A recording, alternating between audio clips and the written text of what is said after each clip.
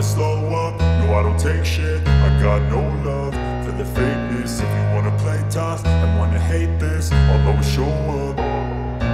I don't ever slow up, no I don't take shit. I got no love for the fakeness. If you wanna play tough and wanna hate this, I'll always show up and make a statement. I don't ever slow up, no I don't take shit. I got no love for the fakeness. If you wanna play tough and wanna hate this, I'll always show up and make a statement. Everything I do so instinctive and so passionate. Every word I move so descriptive like an adjective. I got a vendetta against people who patented being negative when you should be getting after. दोस्तों उम्मीद है आप सब खैरियत से होंगे। तो भाई आज मुझे जर्मनी में पूरे 5 महीने कंप्लीट हुए हैं। मेरी फ़्लाइट 28 मार्च को थी यहाँ पे और आज 28 अगस्त है। पूरे 5 महीने मेरे कंप्लीट हुए हैं और आज 5 महीने के बाद मैं पाकिस्तान वापस जा रहा हूँ। अभी मैं एयरपोर्ट पर ही हूँ और मेरी फ़्लाइट है अभी इंशाल्लाह कुछ देर में। तो भाई मैंने ये वीडियो जो बनाई है इसमें एक इम्पोर्टेंट टॉपिक कह सकते हैं या कुछ ऐसी चीज़ें जो कि मैंने यहाँ पर ओपिनियन सुने दूसरे लोगों के और जो मेरा अपना ओपिनियन है वो मैं आपसे शेयर करना चाहता हूँ। मैंने सोचा कि इस पर छोटी सी वीडियो बना दूँ। तो मैं 5 महीने के बाद जा रहा हूँ पाकिस्तान, जो कि एक हर कोई बंदा नहीं जा रहा होता 5 महीने के बाद। लेकिन मैं जब आ रहा था पाकिस्तान से तो मैंने खुद से ये चीज़ सोची थी कि भाई मैं जा रहा हूँ अभी, लेकिन मैं कोशिश करूँगा अपनी तरफ से कि मैं साल में 2 बार पाकिस्तान का चक्कर लगाऊँ।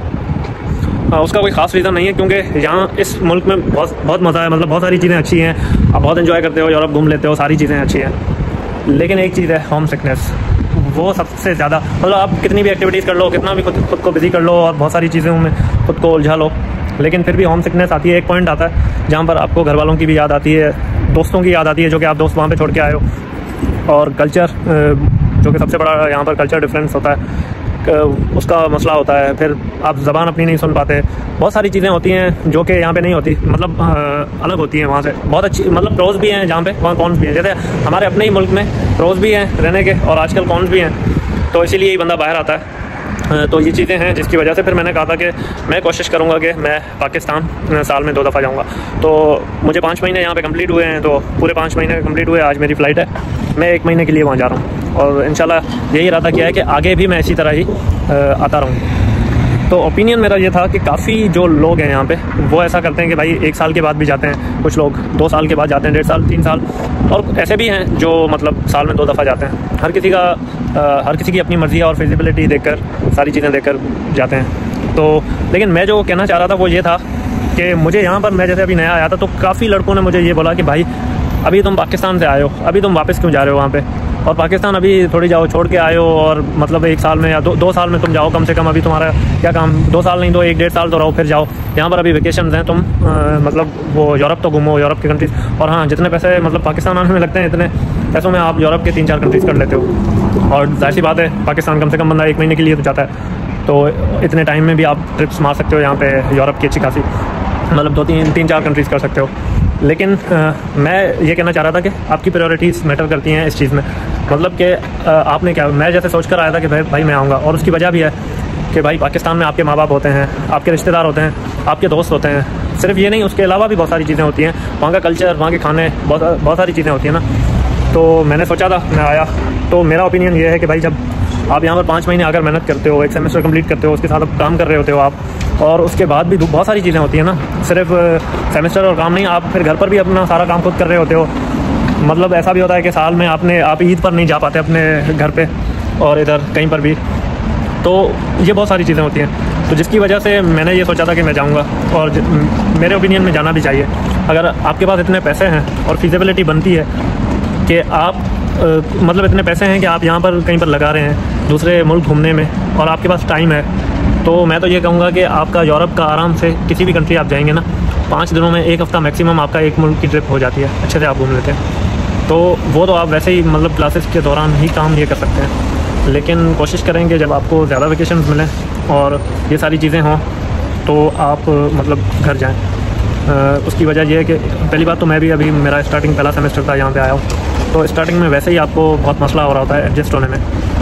तो आप जब जाते हैं अपने पेरेंट्स से मिलते हैं, उनके साथ टाइम स्पेंड करते हैं, क्योंकि हम जब वहाँ पर होते हैं तो हमें रिश्तेदारों की, पेरेंट्स की इतनी वो नहीं होती, मतलब वो एहसास नहीं होता, क्योंकि हम हर वक्त उनके साथ होते हैं। लेकिन जब आप यहाँ पे आते हो तो आपको बहुत सारी चीज़ों का पता चलता है, रियलिटीज़ का पता चलता है। सबसे इंपॉर्टेंट बात, यहाँ पे वैसे दोस्त नहीं बन पाते जो आपके बचपन के दोस्त आपके मुल्क में बने हैं। तो आप जब उनसे मिलते हो, क्वालिटी टाइम स्पेंड करते हो, तो जब आते हो वापस नए सेमेस्टर के लिए, नया फिर से वही काम करते हो आप, नया सेमेस्टर होता है, काम करते हो, खाना खुद पकाना होता है, बहुत सारी चीज़ें मैनेज करनी होती है। तो जब ये चीज़ें आप करते हो आके यहाँ पे, तो आप एक नई एनर्जी के साथ आते हो, अपनों के साथ टाइम गुजार के आते हो और एक अपने कल्चर से होकर आते हो फिर से, तो एक नई एनर्जी से आते हो, फिर नई शुरुआत करते हो तो उसमें बहुत सारी चीज़ें मतलब अच्छी होती हैं, जो कि मैं समझता हूँ कि आपका जो मेंटल हेल्थ और वर्क लाइफ बैलेंस को बेहतर बनाती है।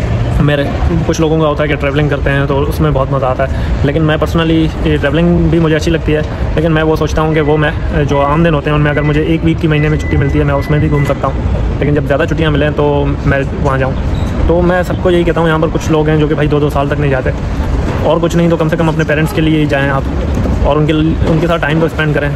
और अगर आपकी फीजिबिलिटी ऑफ कोर्स टिकट वगैरह इन चीज़ों की बनती है, आप अफोर्ड कर सकते हैं, तो फिर मेरा ओपिनियन ये है कि आप साल में 2 बार नहीं तो 1 बार जाएं अपने कंट्री। तो मैं आज मेरी इंशाल्लाह फ़्लाइट है, मैं जा रहा हूँ और इंशाल्लाह फिर दूसरी वीडियो में मुलाकात होगी। लेकिन मेरा ओपिनियन था जस्ट, तो मैंने सोचा कि एक वीडियो बनाऊँ। मुझे काफ़ी लोगों ने यहाँ पे कहा कि भाई तुम अभी क्यों जा रहे हो। तो जब आप आ रहे हो पाकिस्तान से या कहीं से भी, तो अपने जो ओपिनियंस और अपने जो प्रायोरिटीज़ हैं ना, उनको हमेशा पहले नंबर पर रखें। दूसरों की वजह से आप अपने जो प्रायोरिटीज़ हैं वो चेंज ना करें, क्योंकि मैं सोच के आया था कि मेरे घर वाले प्रायोरिटीज़ हैं भाई, कुछ पता नहीं होता आप कितना टाइम उनके साथ गुजार रहे हैं, क्या कर रहे हैं। तो जब आप जाते हैं तो बहुत सा मतलब काफ़ी टाइम के बाद जाते हैं ना आप, तो 1 महीना तो बंदा डिज़र्व करता है कि अपनों के साथ रहे। तो मैंने तो कहा कि नहीं भाई मैं तो जाऊँगा, कुछ भी हो जाए मैं जाऊँगा। तो ये मेरा ओपिनियन है, बाकी आप सबका है, क्योंकि यहाँ पर काफ़ी ऐसे लोग भी होते हैं यूट्यूब पर जो वीडियो देख रहे होते हैं जो मुझसे ज़्यादा सीनियर हैं। तो मैं सोचता हूँ कि आप अपना ओपिनियन कमेंट सेक्शन में बता सकते हैं। बाकी आप दुआ करिएगा, अगले वीडियो में इंशाल्लाह फिर से